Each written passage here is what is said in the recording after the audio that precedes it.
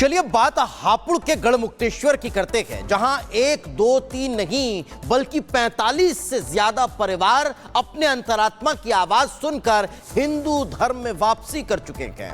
मुगलों के आतंक से तंग आकर उन्होंने इस्लाम को कबूल किया था, लेकिन अब वे अपनी मूल संस्कृति में लौट आए हैं। इसी से जुड़ी एक रिपोर्ट आपको दिखाते हैं।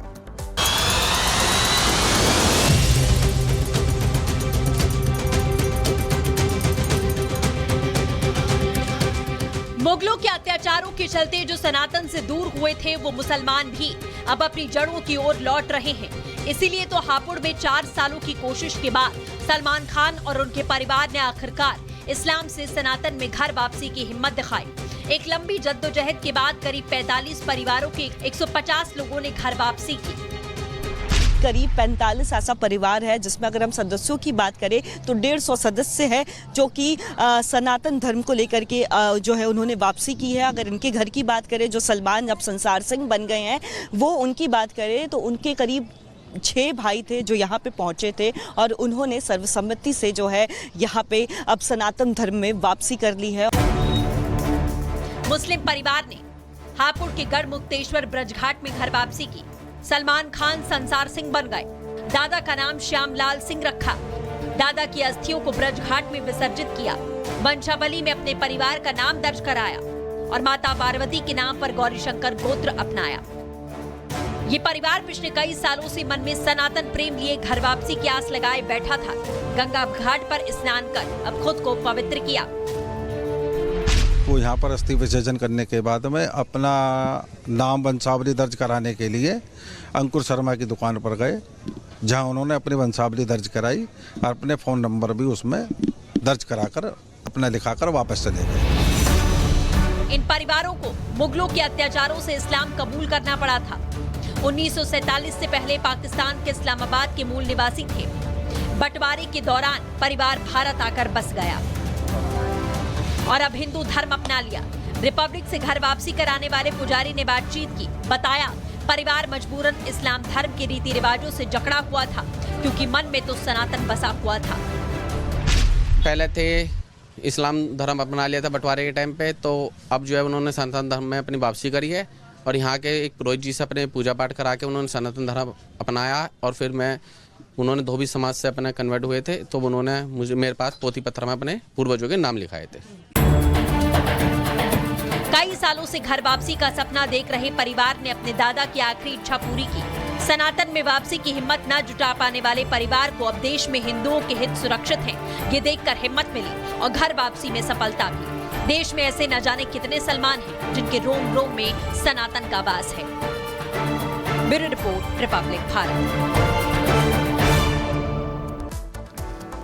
तो चलिए दर्शकों, अब आगे बढ़ेंगे और बात मौलाना मुफ्ती खालिद की करेंगे। दरअसल झांसी में एनआईए और एटीएस की टीम मौलाना मुफ्ती खालिद को गिरफ्तार करने पहुंची थी, लेकिन उनके समर्थकों ने न सिर्फ मौलाना मुफ्ती खालिद को गिरफ्त से छुड़ाया, बल्कि पुलिस की टीम पर, एनआईए की टीम पर जबरदस्त हमला कर दिया। पूरी खबर क्या है, विस्तार से आपको बताते हैं।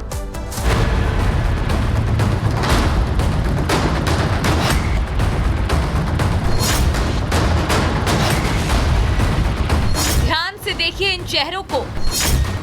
ये वही लोग हैं जिन्होंने एनआईए और एटीएस की टीम पर हमला बोला था। अब इनकी हेकड़ी निकल गई है। गिरफ्त में आते ही चेहरा उतर गया है। नाम है गुफरान और जतरिया। इससे पहले पुलिस भीड़ में शामिल परवेज को पकड़ चुकी है। यानी हर उस शख्स का हश्र यही होने वाला है जो इस भीड़ का हिस्सा था, कानून की राह में बाधा बना था।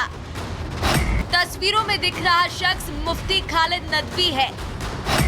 14 दिसंबर को एनआईए की टीम मुफ्ती से विदेशी फंडिंग मामले में पूछताछ करने पहुंची थी।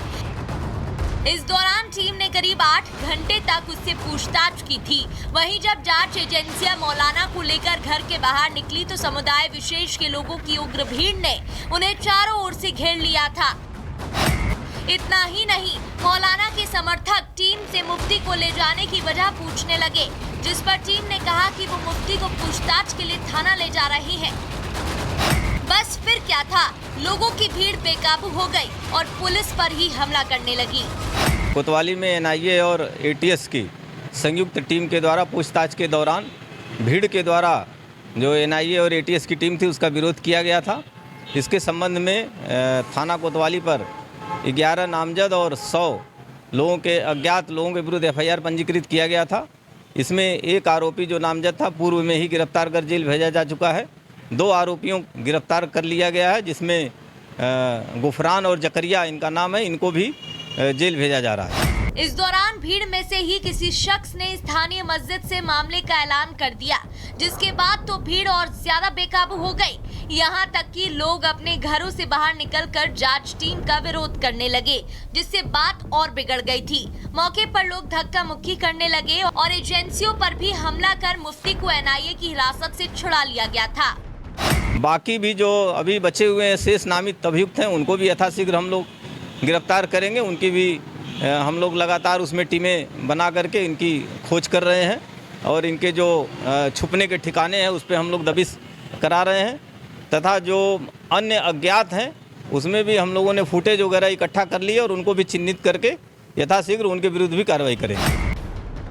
फिलहाल मामले में पुलिस ने 11 नामजद और 100 अज्ञात आरोपियों के खिलाफ मामला दर्ज कर धरपकड़ शुरू कर दी है।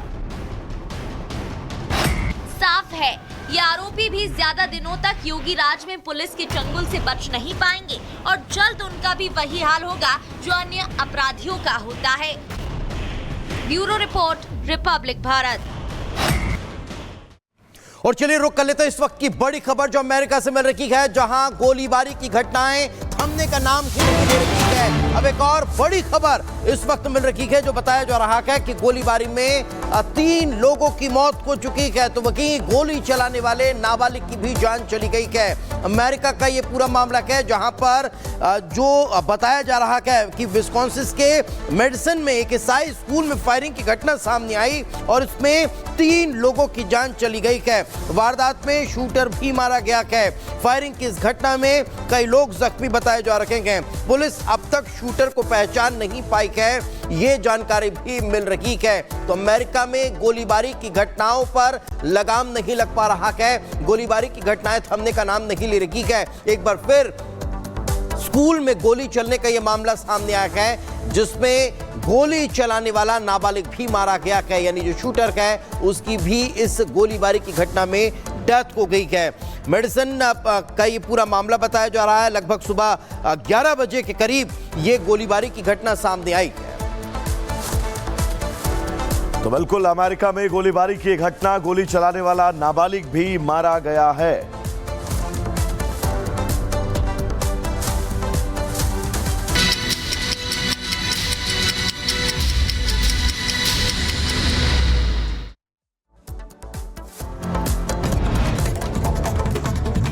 जम्मू कश्मीर में डोडा के जंगलों में लगी भीषण आग, रेस्क्यू में जुटी वन विभाग की टीम, आग की लपटें काफी दूर तक फैली।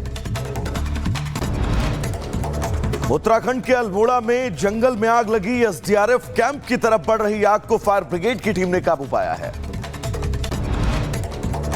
लखीमपुर खीरी में झोपड़ी में लगी भीषण आग, घर में रखा सारा सामान जलकर राख हुआ। पीड़ित ने तहसील प्रशासन से मुआवजा दिलाने की मांग की। दिल्ली के आदर्श नगर में भीषण सड़क हादसा, तेज रफ्तार कार ने कई लोगों को बनाया शिकार, कार के नीचे फंसा 7 साल का मासूम नाबालिग ड्राइवर गिरफ्तार।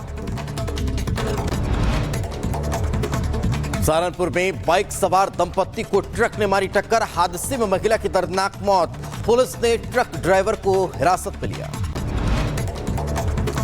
वाराणसी में महिला ने राजघाट पुल से लगाई छलांग, रेलवे ब्रिज के खंभे और गार्डर के बीच फंसी महिला 1 घंटे की कड़ी मशक्कत के बाद पुलिस ने बाहर निकाला। मध्य प्रदेश के टीकमगढ़ में झूला झूलने के दौरान हादसा हुआ, झूला झूलते समय 15 साल की बच्ची गंभीर रूप से जख्मी हुई, बाल फंसने से लहूलुहान हुई बच्ची, अस्पताल में करवाया गया भर्ती। उत्तर प्रदेश के मेरठ में पुलिस और बदमाशों के बीच मुठभेड़, गोली लगने से एक बदमाश घायल, मुठभेड़ के बाद पुलिस ने 2 बदमाशों को गिरफ्तार किया, पिस्टल और कारतूस बरामद। दिल्ली में गैंगस्टर के खिलाफ ताबड़तोड़ एक्शन लगातार जारी, काशिम बाबा गैंग के शॉर्प शूटर वसीम को मुठभेड़ के बाद पुलिस ने गिरफ्तार किया। पुलिस ने एक पिस्तौल, 4 जिंदा कारतूस और एक खाली कारतूस भी बरामद किया है। टिल्लू ताजपुरिया और छेनू पहलवान गिरोह के नेटवर्क का भांडाफोड़ हुआ है। दिल्ली पुलिस की क्राइम ब्रांच ने 2 हथियार तस्कर को गिरफ्तार किया। 10 फायरआर्म और 15 जिंदा कारतूस जब्त।